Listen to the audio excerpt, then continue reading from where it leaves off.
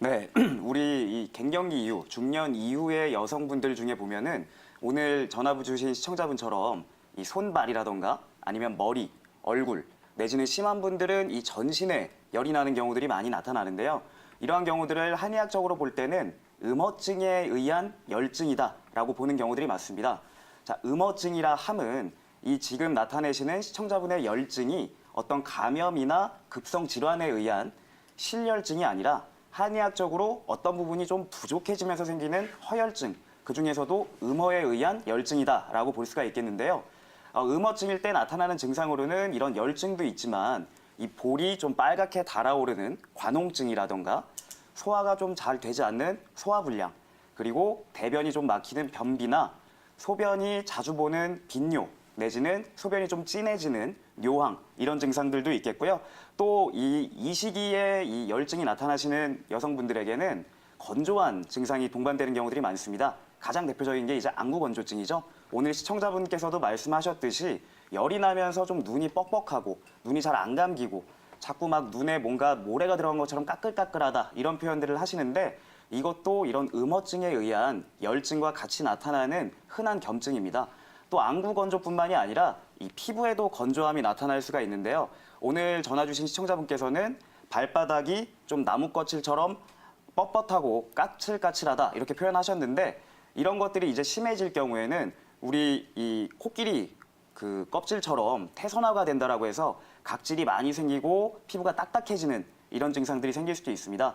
그렇기 때문에 이 건조한 증상과 열증이 같이 나타날 때에는 음어증으로 인한 열증이다라고 좀 의심을 해보시고 가까운 한의원에서 진료를 받아보실 필요가 있겠습니다. 네, 맞습니다. 정말 우리 시청자님처럼 폐경 이후에 나타나는 다양한 증상들 때문에 고생하시고 고민하시는 어머님들 참 많은데요. 그렇죠. 네, 아무래도 호르몬이 변화하면서 나타나는 증상이니만큼 호르몬제를 챙겨 먹는 경우도 있잖아요. 많이들 호르몬제를 드시고 계시죠? 네, 그렇다면 강민구 원장님, 잘 챙겨 먹는 게 좋을까요?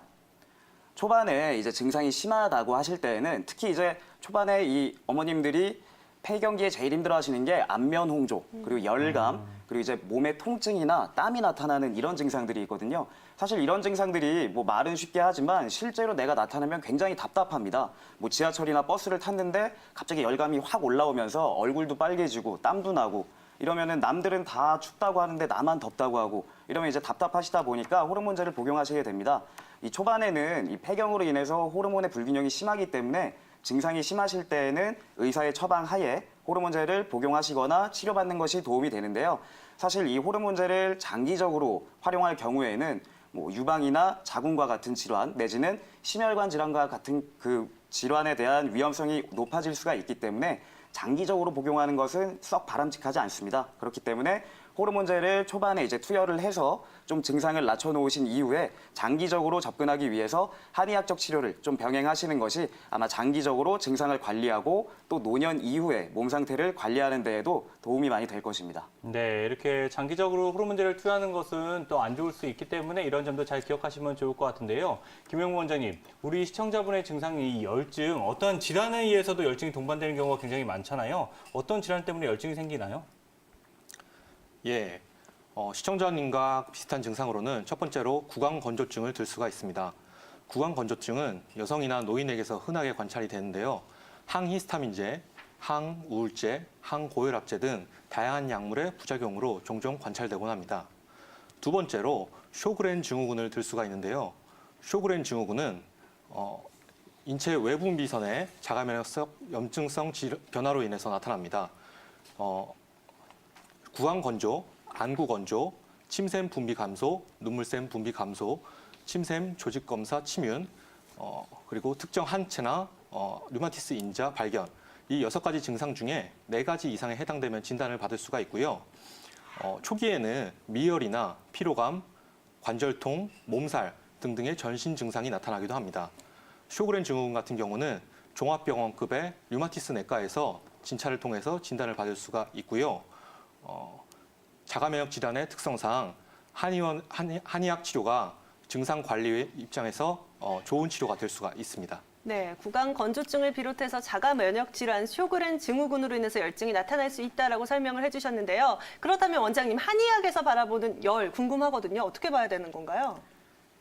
네, 우리가 흔히 알고 있는 실질적인 감염이나 염증에 의한 열 말고도요, 한의학에서는 허열이라는 것이 있습니다. 대부분 전기가 허하거나 아니면 음혈이 부족할 때 발생을 하게 되는데요. 쉽게 얘기해서 우리가 며칠 동안 잠을 제대로 못 잤을 때, 또는 출산 후에 산모가 열이 오르는 상황을 보면 알 수가 있습니다. 특징은 열이 은은하게 오르락내리락 하기도 하고요. 그 다음에 밥맛이 떨어진다거나 아니면 식은땀이 나는 등 전기가 쇠퇴했다는 것을 알 수 있는 증상들이 같이 보이게 됩니다. 네, 이렇게 또 열이 많으신 분들을 보면은 내 안에 몸에 화가 많다 이렇게 말씀하시는 맞아요. 분들도 굉장히 많아요. 네. 그래서 화병하고 이렇게 비교를 하시는 분들이 많은데 강민구 원장님, 우리 시청자분이 가지고 계신 이 열증하고 화병하고는 어떤 관계가 있는 건가요? 네, 사실 이 화병을 가지고 계신 분들을 보면은 특징적으로 좀 얼굴이 불긋불긋하시거나 화가 나거나 기분이 좋지 않을 때 열이 올라온다 아니면 화가 올라온다 이런 표현을 하시는 거를 자주 보실 수가 있을 텐데요. 그렇죠. 사실 결론부터 말씀드리자면 화병이라고 해서 다 열증이 있는 것은 아니고 또 열이 나타난다고 해서 모두가 화병인 것은 아닙니다. 다만 이 우리가 화병을 진단할 때 몇 가지 신체적인 증상을 가지고 이것에 부합하면 화병이다라고 진단을 하는데 그중에 중요한 지표 중에 하나가 바로 이 발열입니다. 얼굴 쪽이나 머리 쪽 내지는 전신 쪽에 열이 나타날 때 화병으로 의심해 볼 수 있다라고 할 수가 있는데요. 사실 이 시청자 여러분들도 평소에 그냥 내가 화가 나거나 아니면 긴장하거나 불안할 때 열감이 머리 쪽으로 위로 올라오는 느낌을 받으실 수가 있을 겁니다. 이것은 어떻게 보면은 사람이라면 누구나 한 번쯤은 느낄 수 있는 상열감이기 때문에 일시적으로나 아니면은 그 단기적으로 느껴지는 것은 크게 신경 쓰실 사항은 아닌데요. 이렇게 장기적으로 좀 우울감이나 분노를 느끼면서 이 가슴은 답답하고 열은 위로 올라오고 열이 전신에서 계속 있다 하시면 이럴 때는 화병을 좀 의심해 볼 만합니다.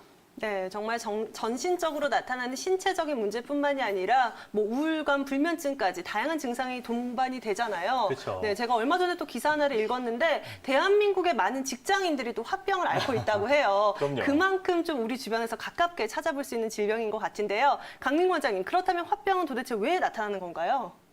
네, 화병은 이름에서도 아시겠지만 화가 많거나 우울하거나 내가 좀 답답하거나 이런 정서적인 원인으로 해서 나타나는 경우들이 많은데요.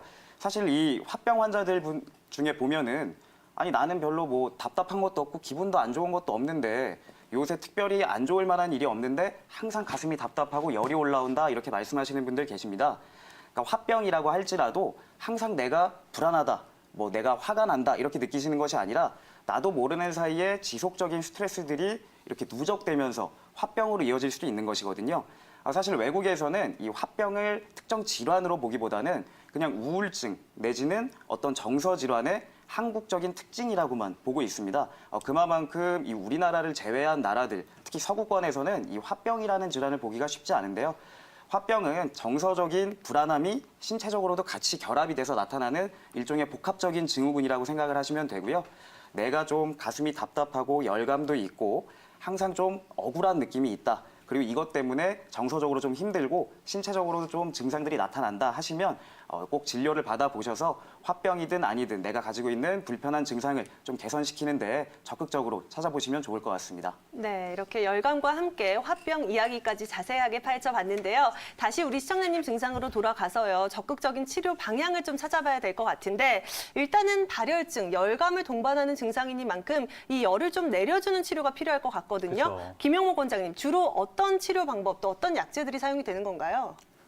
네, 한의학에서는 열의 부위에 따라서 약제들이 다르게 사용하게 됩니다.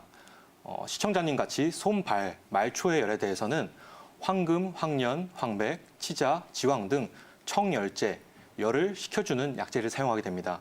이 중에서도 지황은 흔히 족번열이라고 하여서요. 환자분들 보시면은 저는 발이 너무 화끈거려서 타일 바닥에 발을 대고 있어야 돼요라고 말씀하시는 분들이 계신데 이런 증상에 아주 잘 적용될 수가 있습니다. 이러한 청열제들은 소화기에 좀 부담을 주는 경향이 있기 때문에 적절하게 잘 사용을 해야 될 것입니다. 그리고 시청자님의 증상 중 입이나 구강의 건조, 열감은 맹문동, 택사, 복령 등 약제로 해결할 수가 있습니다. 이 중에서 맹문동은 구강과 인후의 건조감, 열감 이러한 증상들을 잘 잡아주는 약재입니다. 네, 이렇게 열이 나타나는 부위에 따라서 치료 방법이 달라진다는 점 꼭 기억하시면 좋을 것 같은데요. 그런데 강민구 원장님, 또 이렇게 한약 말고도 우리가 잘 알고 있는 혈자리나 마시면 좋은 차, 열을 내릴 수 있는 방법도 어떤 것들이 있을까요? 네, 시청자분처럼 이런 열증이 있으신 분들은 평소에 생활 습관 관리로 관리하시는 것도 굉장히 중요한데요. 사실 이제 한의원에서 침만 맞아도 나 오늘 이렇게 열이 많이 올라오던 게 확 내려간다, 시원하다 이렇게 표현하시는 분들 본 적 있으실 겁니다. 시청자분들은 그런 얘기를 들으실 때 아니 한의원에서 도대체 뭘 하길래 바로 열이 내려가고 시원하다는 느낌이 드나라고 궁금해하실 텐데요. 사실 이 열에 쓰는 혈자리들은 여러 군데가 있습니다만 이 환자분의 증상과 체질에 맞게끔 혈자리를 조합해서 써야 되기 때문에 뭐 혈자리가 열증에 좋다더라 한다고 해서 이 부분을 자가적으로 치료한다고 그게 모두가 효과가 있는 건 아닙니다. 다만 이 풍지열이나 합곡혈이라는 혈 같은 경우에는 환자분들의 증상에 비해서 이 발열증을 커버해 줄 수 있는 범위가 넓기 때문에 내가 좀 열감이 있고 머리 쪽으로 좀 답답하다. 머리에 열이 오르는 것 같고 약간 압이 차는 것 같다 이런 느낌이 드시면 풍지열이라는 부위를 이 양쪽 엄지손가락으로 꾹꾹 지압해 주시면 좀 효과를 볼 수가 있습니다.